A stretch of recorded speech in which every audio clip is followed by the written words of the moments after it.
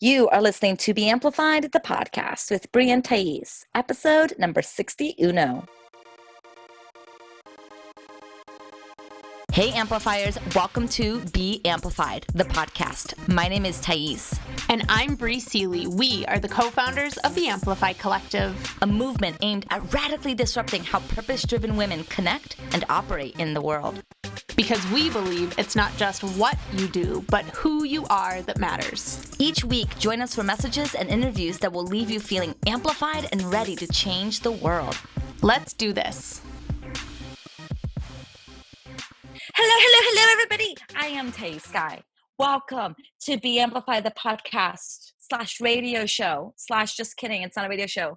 I am generally on here with another person, and this other person and I tend to have a dialogue back and forth. But we decided we were going to do something fun, and this person and I instead would be interviewing each other. So it's a solo podcast where I'm going to be all by myself interviewing the one person. So I had the pleasure of being interviewed a few podcast episodes ago, which you can check out on iTunes and all the other places you listen to this. And that was a lot of fun. And so now it's my honor and privilege to introduce you all to my dear friend and fellow podcast hoster. But for now, she's just a beautiful interviewee, Bri Seeley. Oh, thank you. Thank you for having me. Thank you. So before we begin this brilliant interview, let me read to you Bri's, what's it called? Oh, a bio. I have to say, I'm excited for this part because of the 61 episodes that we've had so far, this is the first bio that Thais has read. And she always gets after me because I always fuck them up. You always fuck them up. This is going to be awesome. I'm ready. I'm not going to fuck up. Because you know why? Because you know why I'm not going to fuck up? Because I fucking wrote this shit, bitches. That is true. I may or may not have written this bio for her. Not yesterday, obviously, a while ago. Like a year ago or a year and a half. Yeah. I'm glad to know that my wordsmithing is still serving you to this day. It's very honored. Very privileged. Okay. Here's to me not messing up. Oh, and if I mess up, I'm just going to edit it so no one's going to know. So no matter what, I'm perfect. So done. So Bri Seeley is an inspirational woman who supports women around the world to turn their inner visions into their outer realities. Bri is motivated by a deeply held belief that every woman deserves to live a life that inspires her. And her work reflects this deep remembering of possibility. Did I write that? No. That is epic words. Okay. And her work reflects this deep remembering of the possibility, nay, inevitability that our desires hold. Through her signature 6-month training, Permission to Leap, with an upcoming book and podcast by the same name, she will guide you through the process of leaping from the day you commit to your vision all the way through each stage up until the day you land softly on the other side of it all. A catalyst speaker and author, she is a regular contributor to the Huffington Post and is known by many for her compassionate yet tell-it-like-it-is guidance that creates massive and epic changes in every woman she encounters. That sounds like something I wrote.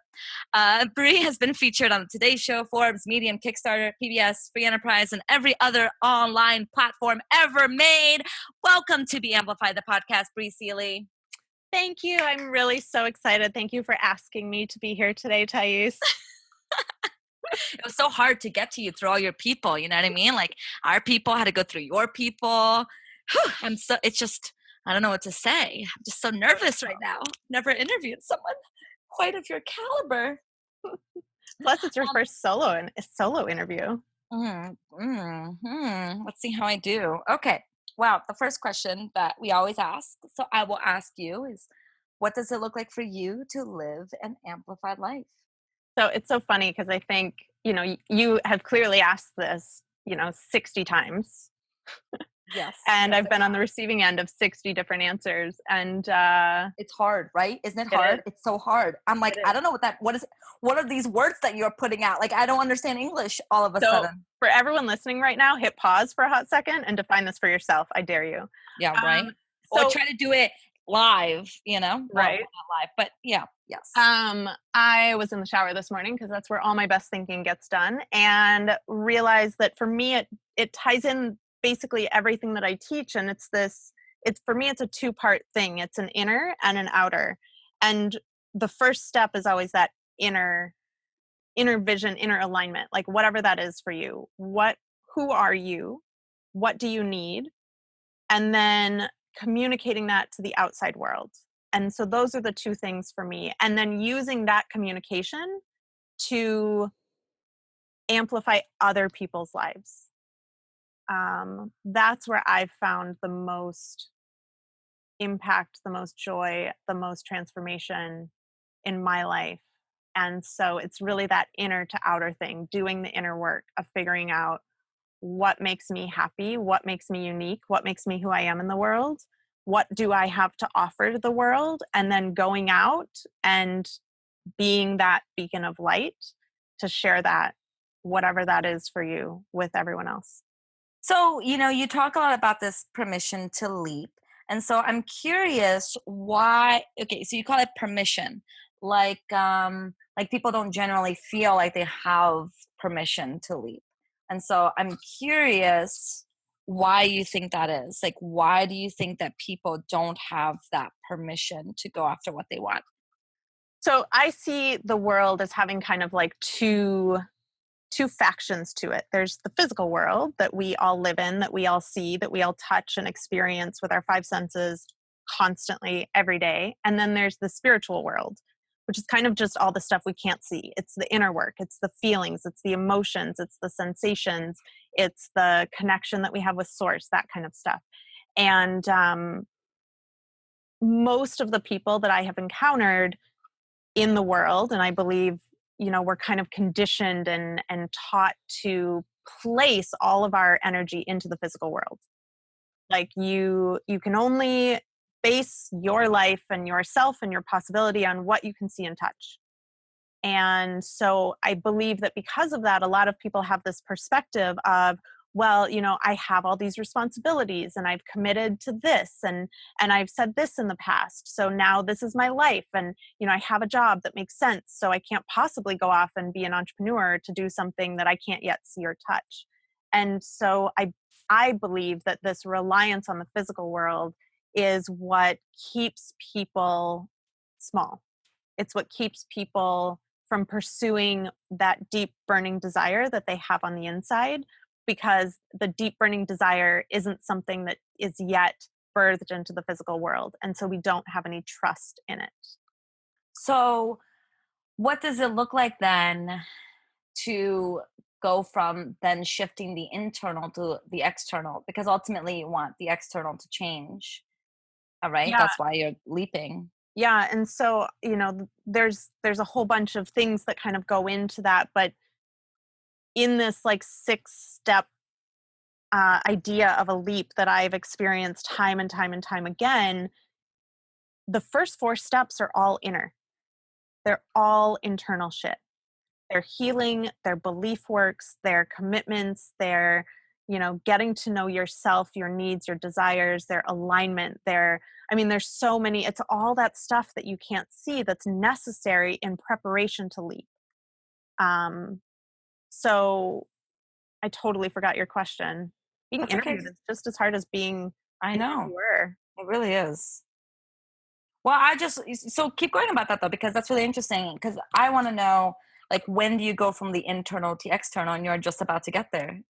Yeah, so it's I see it like this. In practical terms, it is like exactly like skydiving, which is a literal leap, right? And if You we should look, go skydiving then. oh fuck no, that is never happening. What? I Seriously? am good with my feet on the ground unless it's an It's enclosed airplane. I like excellent. airplanes, but closed doors. I've Closed. been there. I've been twice. You need to So go. you know all about this. So it's you don't like decide you're jumping out of an airplane and all of a sudden you're on the edge of a fucking airplane tumbling out, right? So it's all of the stuff leading up to Well, it. you don't decide you're gonna leap out of an airplane. You decide that you're gonna go skydiving. But it's not that quick where your brain decides No, like, I oh, I'm going to understand. do this, and then all of a sudden you're on the edge of a plane. There's Yes. all of this lead up stuff, and you have freak out moments, and you have moments where you're like, I don't think I want to go. And typically, you're in the plane with all these people having all this internal stuff come up, all these fears. And so If you want to it's, fulfill this metaphor, though, you really need to go because I've there's interviewed so people. That's enough. I've No, interviewed it is not the 6 same, Bri people. Seeley. It is. You have taken so many leaps, but all I'm letting you know is the actual physical experience of jumping out of a plane is incredible. I have heard this rumor, and so anyways, uh, it's all that build up stuff, that lead up stuff, and you have to do all those things before you take the leap. You can't just skip to the leap part. You have to have all the steps. Otherwise, you'd leap out of the plane and maybe your parachute wouldn't work, or, all the different complications that could go wrong. And so this inner to outer concept is kind of everything for me. You have to get your inner landscape correct, like in alignment. You have to make commitments. You have to let go of things that no longer fit. You have to be open to receiving things that do. You have to, be using visualization and all these different techniques and things to allow this to come to you, because our egos can really get in the way and really want to be like, well, it has to look a certain way and it has to be like this. And oftentimes our leaps look nothing like our ego thinks they should. Mhm. Um, so yeah. I love that.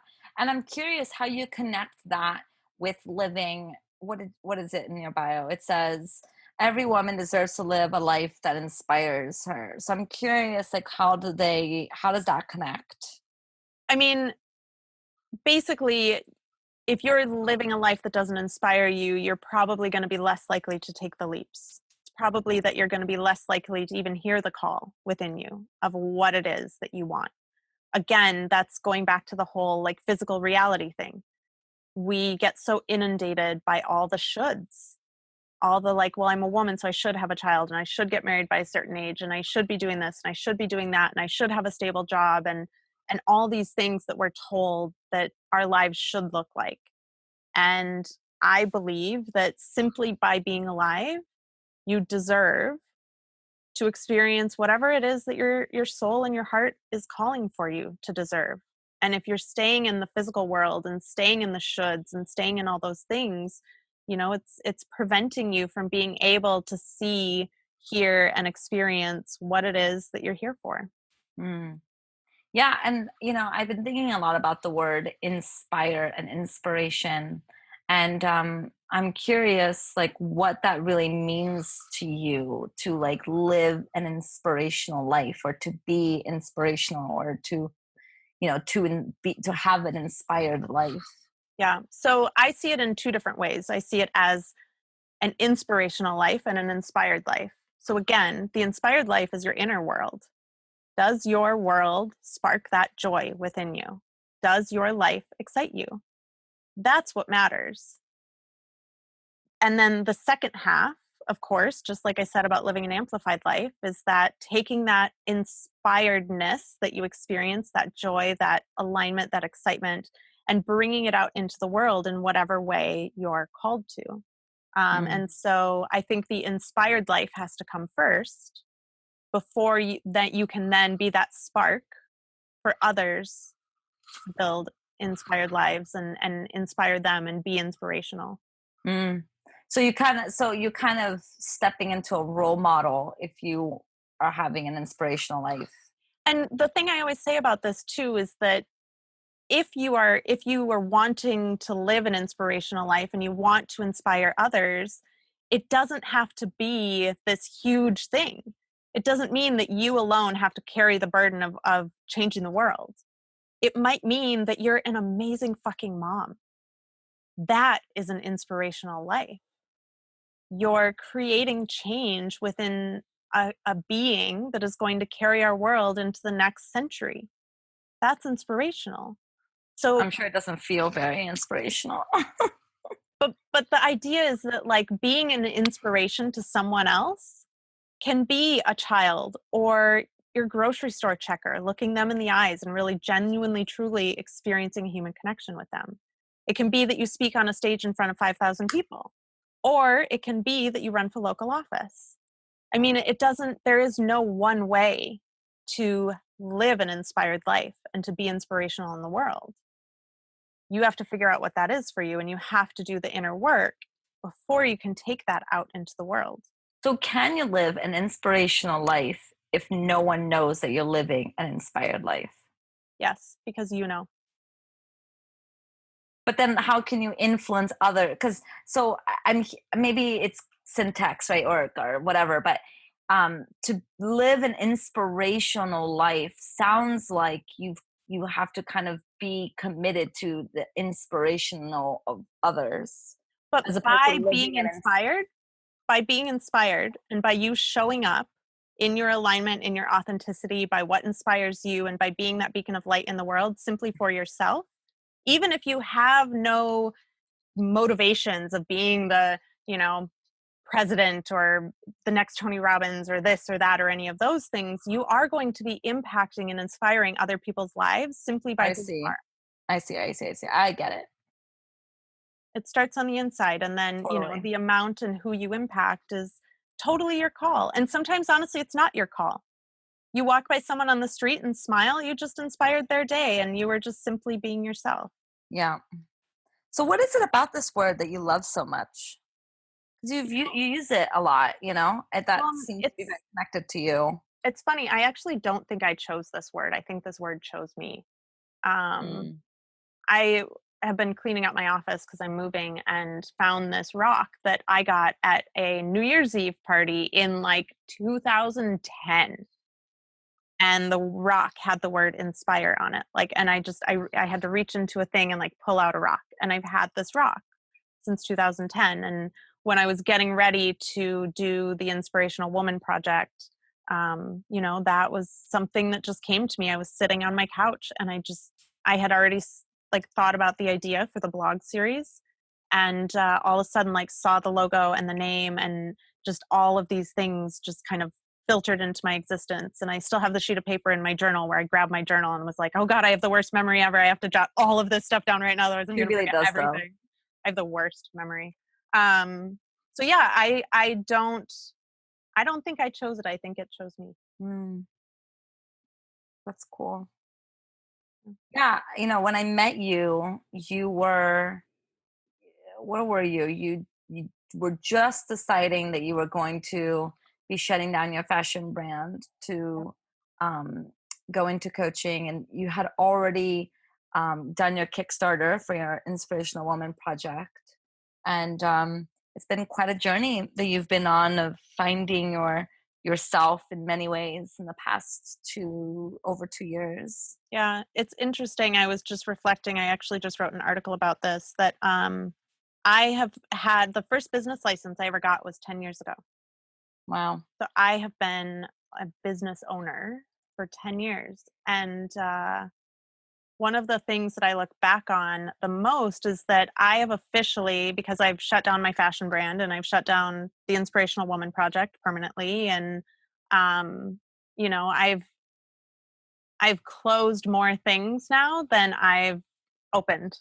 Like, Mm, you know, and or I guess it's not, that's not the correct terminology. I've closed more than is still open, I guess I would say. And I feel like that's been probably the most surprising part of the entrepreneurial journey for me, what? is the letting go ness and the not going into fail mode has been a really big thing for me. And the Not first going time, into what? Fail mode? yeah, Like what? Like I'm a fail because I've I'm a closed so many failure. things? Yeah. Mhm. I mean, which to be Oh, completely look, transparent. miracle moment. My phone's going off even though it's on silent, but it is right now a miracle moment. So Nice. let's all take a deep breath. Enjoy the miraculous moment that is here. Clearly what I'm about to say is miraculous. Obviously. I did go into fail mode when I closed down my fashion brand. Hardcore Mm. fail mode. For a long time, my ego was very wrapped up in being a fashion designer and what that meant about me if I wasn't a fashion designer and everything. And um, yeah, I feel like that's been one of the most beautiful and really a theme that I've been playing with so much this year, is departures and arrivals. And But you said it was the most surprising. So I'm curious, like, why it was the most surprising, or let's say like what your expectation was going into it. You know I what I mean? feel like, you know, as entrepreneurs, we come in and we're like, I have this one big idea and it's going to be a success. Mhm. And, you know, we don't celebrate quote unquote failure. in our society. And so we don't know about all the businesses that all the other successful entrepreneurs have had that have failed because we don't Mm-hmm. talk about it. My guess would be that I mean, you've told me this one. Marie Forleo had a business before she was on her own. Yeah. And how that didn't go the way she wanted it to. And it's interesting that we don't talk about that stuff. And so it was a surprise for me. I thought it was similarly to how it used to be where you'd get one job and stick in it for 60 Yeah. years. I thought it Yeah. was going to be like my fashion brand and that was it forever. That was who I was, and my identity was so wrapped up in that. And that was a really hard hit, Yeah. was going through that and really being like, well, if that's not who I am, then what am I? And Mm-hmm. what does it look like to be inspired by my life? And what does it look like to then inspire other people's lives? Yeah. Yeah, that is definitely something that is not talked about at all, is the changings of your mind and like changings of idea. I mean, I've written down how many iterations of my business, like, small iterations, like my title, um, that I've changed kind of in the past 5 years that I've been an entrepreneur. And I think I got to 12, and how many major rebrands I've gone through? Probably once a year. I've gone through Yeah. like a major change. And I will occasionally stumble upon someone that I used to know like 5, 6 years ago, and I check up on them and see what they're doing. And their business is completely different than it was. Some of them have closed down their business, some of them have something totally different. And it's very rare to find someone that's doing the same thing every single year. Yeah. And we don't talk about it. No, Because and I really wish that we would have talked about it when I started, so I didn't assign so much shame, Bri, people in the industry push, well, you have to have a clear message and you have to have a clear niche, but nobody says, oh, and by the way, that message and that niche may change every few months, and so you're constantly thinking the problem was I didn't have a clear message. yeah. Or it was me, or yeah, you're like, we internalize all this stuff. Totally. And maybe it was just an alignment issue, like, Maybe it just and required you to grow. exactly. Like you wouldn't have known. Like I would not have known to be here if I started here. Exactly. If I had started being a coach, I would have failed massively. I had to have, X amount of years. I think I ran my fashion brand for like 7 years or something like that. I had to have my fashion brand for 7 years to learn who I was as a woman and what my voice was like and how I had even the ability to inspire, impact other people. And without that, there's no way that I would be where I'm at today. I was just having a client the other day be like, I want to be where you are. I want to know, I want to have everything figured out and blah, blah, blah, blah, blah. And I had to remind her, like, this is 2.5 years in the making. Yeah. If you're brand new into business, it's a process. We want it all done so quickly. And you have to go through everything in order to get to that place that you want to be, wherever that place is, because there isn't really no place. That's a whole different conversation. But yeah, like Tice and I didn't get to the places we are overnight. This isn't where we started. This This is is where not we your happen to podcast. be. This is All not right, your podcast. ask Yeah. me another question. Yeah. Oh gosh. Well, what's the question that you fucking asked me that I hated? I was Oh, I thinking don't about it, know. and I was like, No idea. I think I know. Like, what's the question that you want me to ask you, Bri? Well, you usually wait till the end of the interview to ask that, Tice. But I'm gonna ask that right now. So you're Um, welcome. I let's See? see. It's a shitty question. The first leap I ever consciously remember making. Were you like 2 years old and you jumped over a puddle? No. You have to ask the question though. That's the question I wish you would ask me. Oh, okay. But that doesn't mean I have to ask it. You don't have to ask it. Don't ask it. Wow. I should have asked a really shitty question then. Just like, what's your favorite color? What is your favorite color? Pink.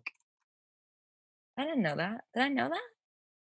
I think guess so. I- Remember on episode 1, way back like 15 months ago, when we talked about how I had a pink phase and I only wore pink every single day Yes, when I I was do like remember that. 24?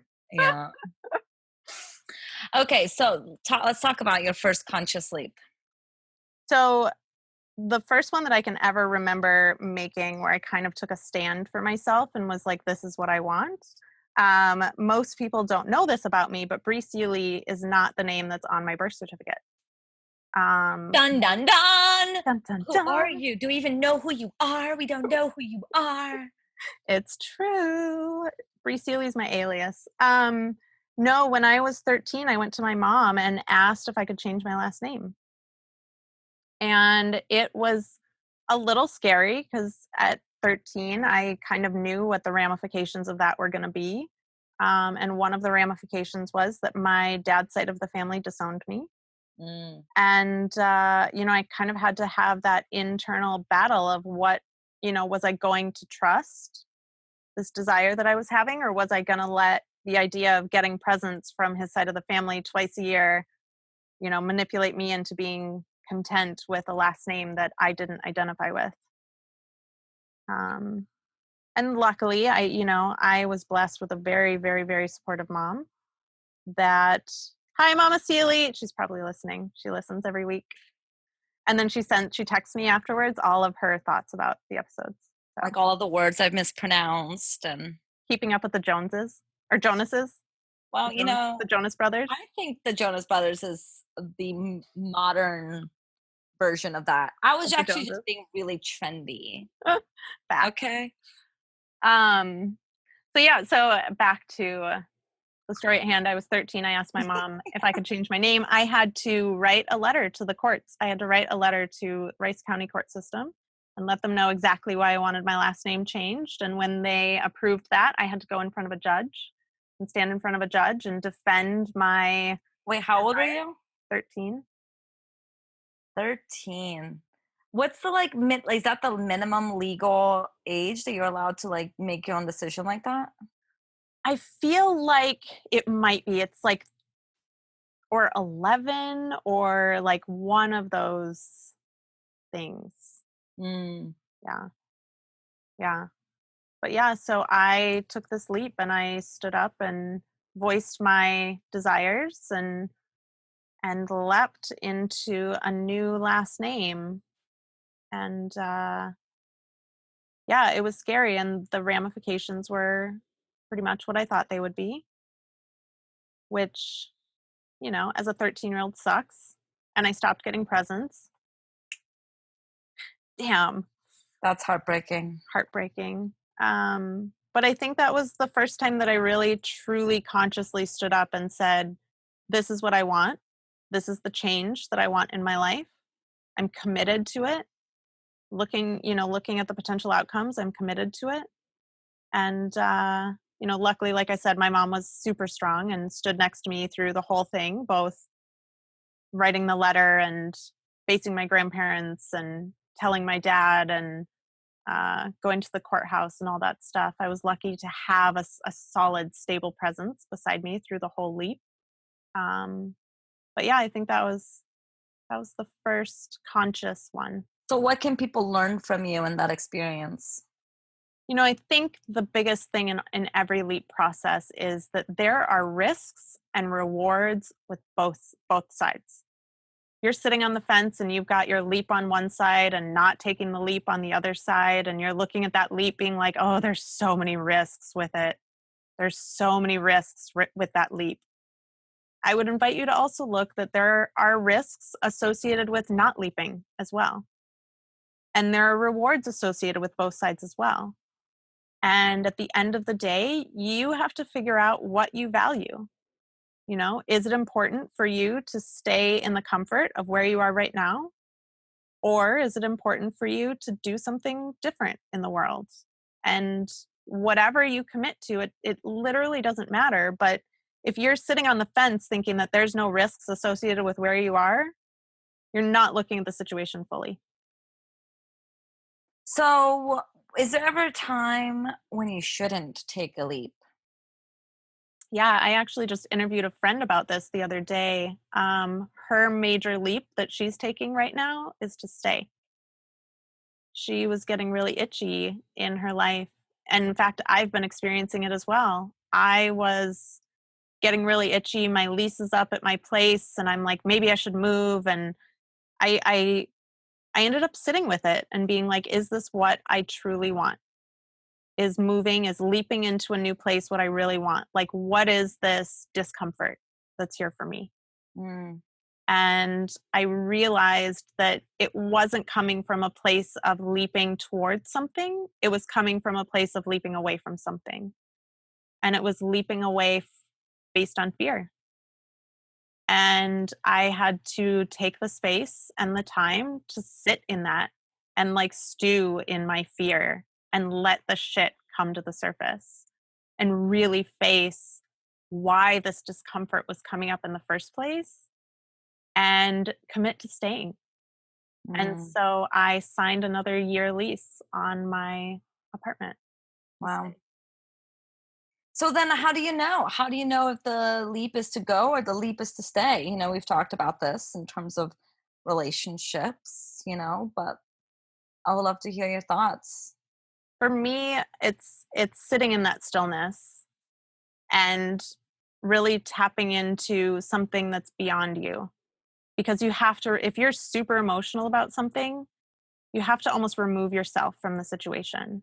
And being in that stillness and that void and that place of not having either option and letting the truth come to you.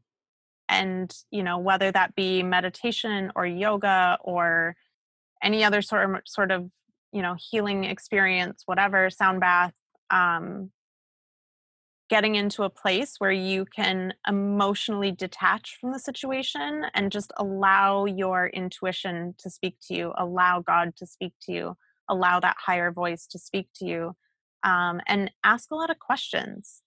Where is this discomfort coming from? I'm feeling really itchy. What's going on underneath this? What is this? What do I need right now?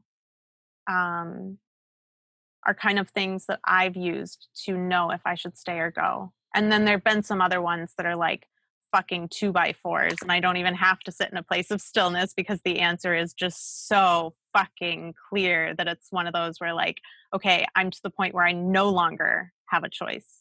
Yeah. Yeah, I've been sitting with a big decision this past year, contemplating going back to school.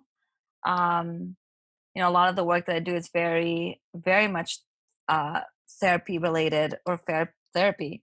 And I would love some more credentials to support to support that work.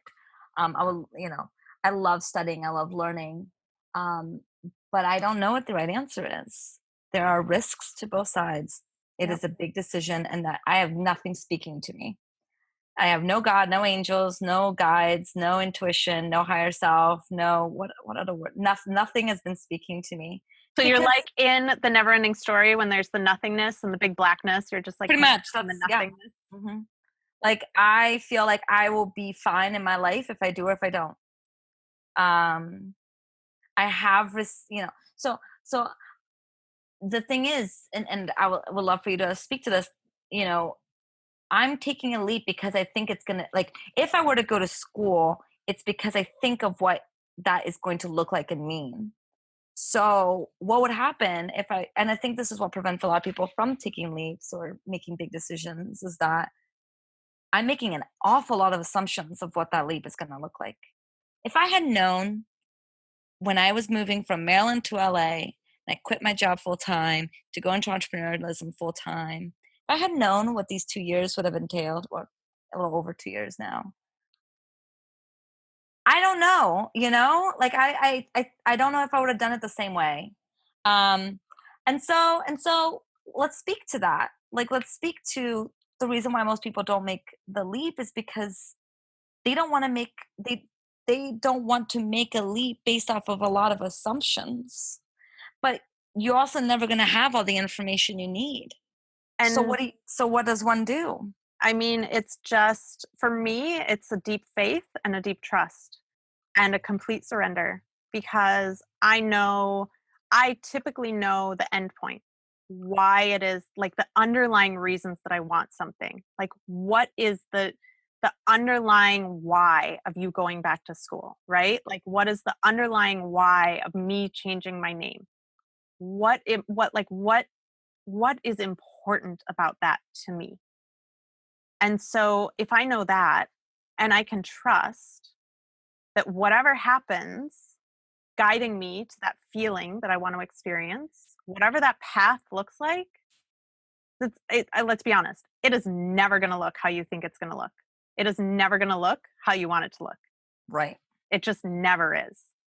And the more that you can be in surrender to it looking exactly as it looks and trusting that that is exactly as it's supposed to be, I feel like the easier the leap process is. And honestly, the better it all unfolds because you're not just constantly trying to fight with your ego to make it look a certain way. So for me, I start with that endpoint and not just the endpoint because it's never the thing, right? Like it's not going back to school that you're looking for. It's whatever's under that. It wasn't changing my name that I was looking for. It was the fact that I truly, at my soul, felt more connected to the Seeley family. They were the one, Grandma Seeley was the one that was spending every day with me while my mom was working 3 jobs. She was the one that taught me how to sew and would started my love for jigsaw puzzles and would play Parcheesi with me and would feed me all of the foods that I desired, usually the blue box macaroni and cheese, pretty much for the entirety of the first 21 years of my life. Uh, and, that was the underlying reason. And for whatever reason, being 14, that was more important to me than this idea of losing touch with the identity of a family that I never really connected with. And so it's never about the thing that you want. It's never about the thing you want. It's about the feeling behind that thing that you want. And Mm. the more that you can be in that feeling and trust that whatever's going to lead you there is exactly perfect, is exactly right. It might fucking suck at times. I mean, Tyson and I both had massive, massive ups and downs with entrepreneurship. And neither of us would be where we are today without that entire experience. Mhm. And so, as easy as it is to look back and be like, well, I would have done it differently. Well, it's not easy, No. actually.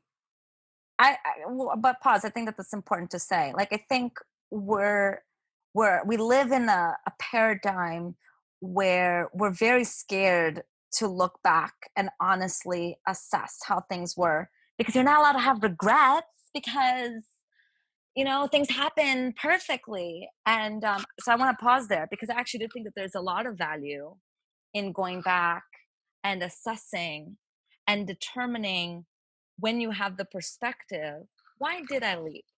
Now that I have perspective, was it really out of the why that I thought it was? Was it not? What would I have done differently? And that's how we This is learn. this is actually the last step in the book is Oh, good. feedback, is really taking that time to look back We're just so and scared of analyze. fucking history for some fucking reason. It's like, when I learn more and more about the history of the United States, it does not surprise me I am where I'm at because we're constantly reliving history. We've got to learn from our past or else we're going to keep making the same mistakes. So I don't regret how I've done what I've done. I love where I've come from and where I am now. And I do think that I would have done some things differently. And I don't think that there's anything wrong with that. Having said that, it's just so fascinating how I really have no clue what I'm going to do. And all of my, I'm like, like you're one of those people that you say you don't know what you want. Lies. Like you do know what you want. You're just not allowed giving yourself permission. And I'm like, fuck, if that's really the case here, what am I not giving myself permission to do? Like, 2 Well, decisions. and I don't think you have to do anything right now either. That's the other thing about this is that you're being faced with this and you're sitting on the fence and you're not feeling motivated to move in either direction. And that's okay. When one side gets painful enough, Yeah, you'll make the decision. yeah, You don't have to rush into going back to school. I mean, when we rush into things that aren't motivated by intuition, you know, eh, that's when regrets happen, I feel like. And yeah. so just why not just be with it for a little while? No, I am. That's what I'm doing. Thank you. Well, I figured, but, that was more of a rhetorical, not like you, but like the general you Right. of Yes. the listeners. Yes. That's where I'm at. And I'm actually finding a lot of peace in the unknown and the uncertainty of not knowing what my decision is going to be. And And feeling like I think that's the when I thing, know though, what. that, like, being in the unknown and being in the uncertainty, which is totally, that physical versus spiritual world thing. We get so fucking uncomfortable being in the unknown that we just, like, rush to make a snap decision, and we just wanna get out of the unknown so quickly because it's, like, painful and discomfort. Yeah. And so just yeah, why not sit in it? There's, like, literally nothing wrong with sitting in the unknown. Now, if you know, on the other hand, and then you say you're unknowing, then that's a whole different story, but Right. And I think that's why it's so important for us to develop an understanding of who we are, yeah. you know? I Yeah, think that that's why it's so important.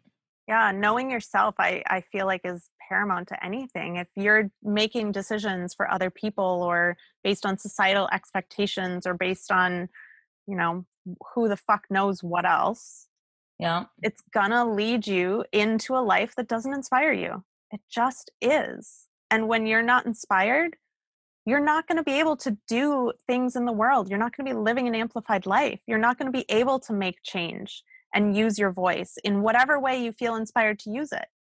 Yeah. I know you talk a lot about, Thais, the like inner work versus outer work.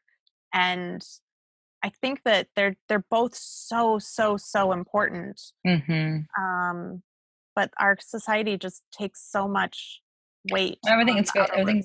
everything's very external. Yeah. Yeah.